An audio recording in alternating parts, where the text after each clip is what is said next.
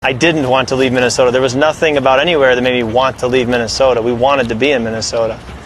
But it became clear that we were going to be there year to year.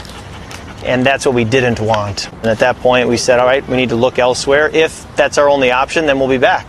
And when we said, well, we looked around and we found there's an opportunity that would be a longer commitment. Would you be interested in giving us that longer commitment? They said, nope, we're good with our offer. And I said, okay, you made my decision really easy.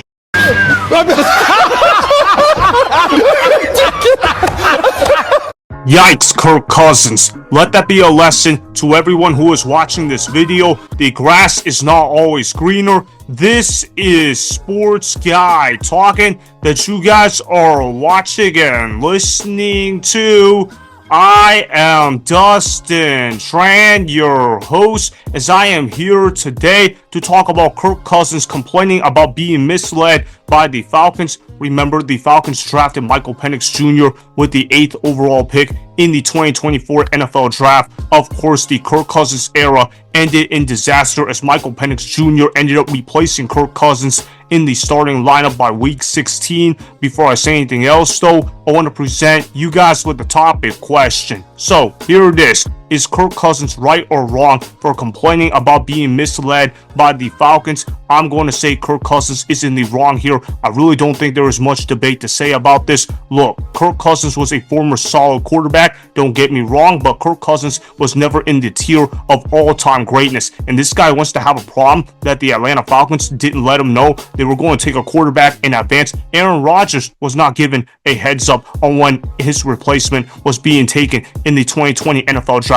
Did Aaron Rodgers cry about it? No, Aaron Rodgers went out there and won 2 NFL MVP awards. For Kirk Cousins to go out there and start complaining about, oh, the Atlanta Falcons, they didn't let me know they had plans to draft a young quarterback in the first round. Man, they should have let me know they were going to draft a young quarterback, or else I would have re-signed with the Minnesota Vikings. Man, Kirk Cousins, you gotta stop it with the excuses. Kirk Cousins is a good quarterback, at least in his prime days, but we're talking about Kirk Cousins post-Achilles injury. He was an absolute trash quarterback. He led the NFL in interceptions, and mind you, Kirk Cousins didn't even play the last 3 weeks of the season. So don't give me, oh, Kirk Cousins was a good quarterback in Atlanta, and he all of a sudden got replaced, or Kirk Cousins never got a real opportunity to succeed on the Atlanta Falcons. No, Kirk Cousins had a real opportunity to succeed on the Atlanta Falcons, and he simply did not take advantage of his opportunity to succeed in Atlanta. Look, they paid Kirk Cousins $180 million in that contract, and they expected Kirk Cousins to perform like an average quarterback,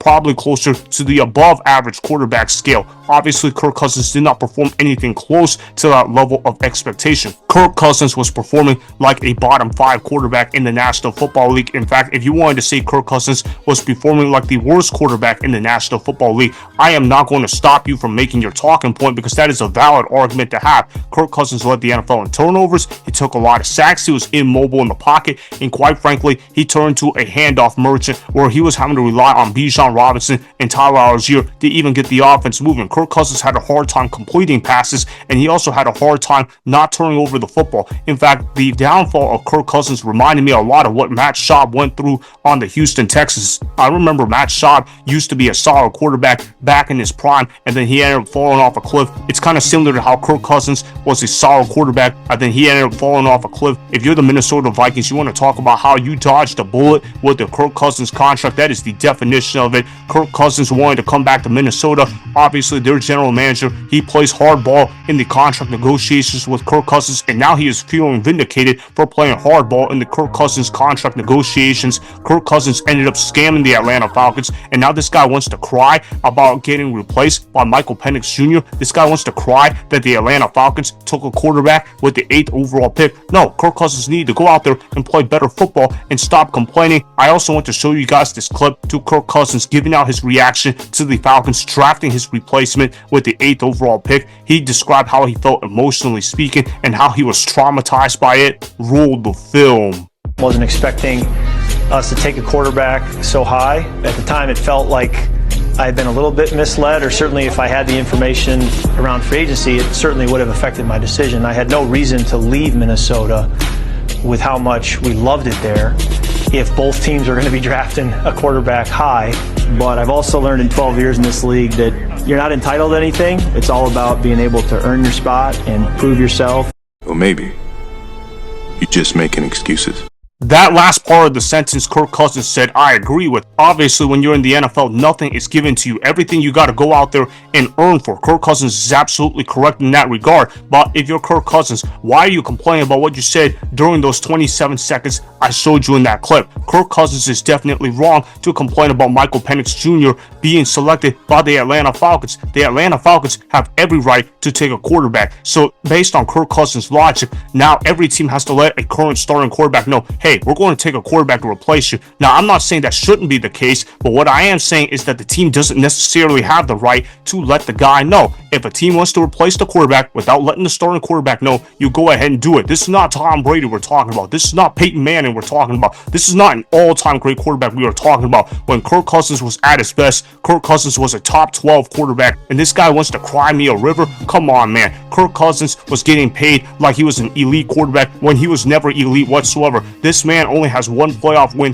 his entire career, and this man wants to act very entitled. Man, no wonder why the Atlanta Falcons took a quarterback with the 8th overall pick. The real question is, why did the Atlanta Falcons sign Kirk Cousins in the first place? Now, to tell you guys the truth, I actually supported the Kirk Cousins signing at the time. I thought it was a good move for the Falcons. Obviously, it was not a good move whatsoever, so that's my bad. But guess what? I'm not the general manager here. The Atlanta Falcons are the ones that are making the decisions to sign Kirk Cousins. And even I thought $45 million at the time was an overpay, considering Kirk Cousins was coming off of a torn Achilles. Even if Kirk Cousins was fully healthy, that was already kind of a little bit of an overpay, but you can kind of justify and say, okay, if Kirk Cousins plays like an average quarterback and we load up the offensive talent, okay, that's fine. However, Kirk Cousins was coming off of a torn Achilles, and obviously we know that torn Achilles was a lot worse than what was initially reported. Otherwise, why did Kirk Cousins have to line up out of the pistol and shotgun every single play? When you have a quarterback that can't line up under center, it severely limits what you do offensively, and the Atlanta Falcons obviously had a limited playbook with Kirk Cousins as their starting quarterback, and it showed out there on the football field.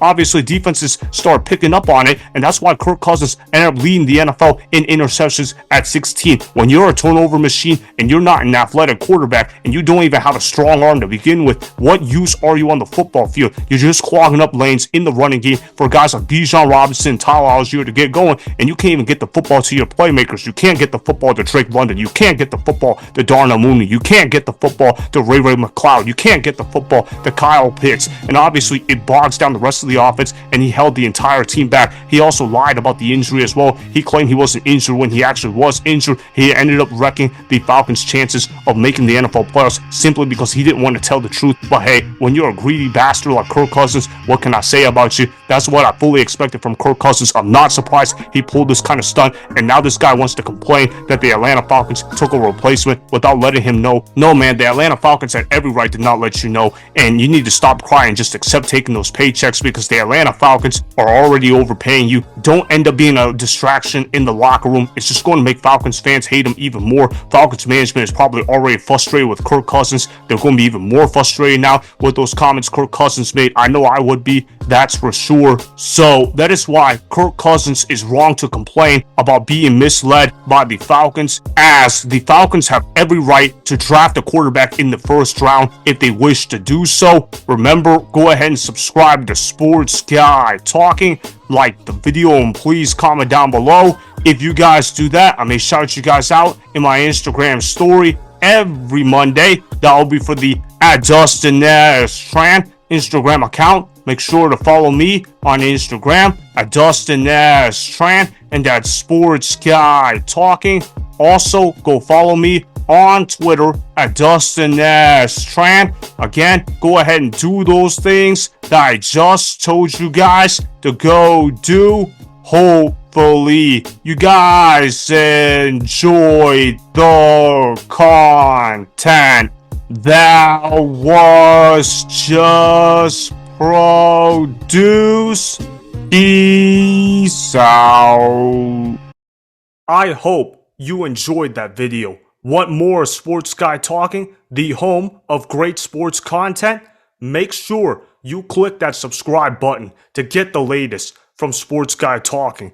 Go ahead and like the video, comment down below, check the description box on the video in order to follow my Instagram and Twitter. Also, be sure to check out more of the best clips from the YouTube channel, Sports Guy Talking.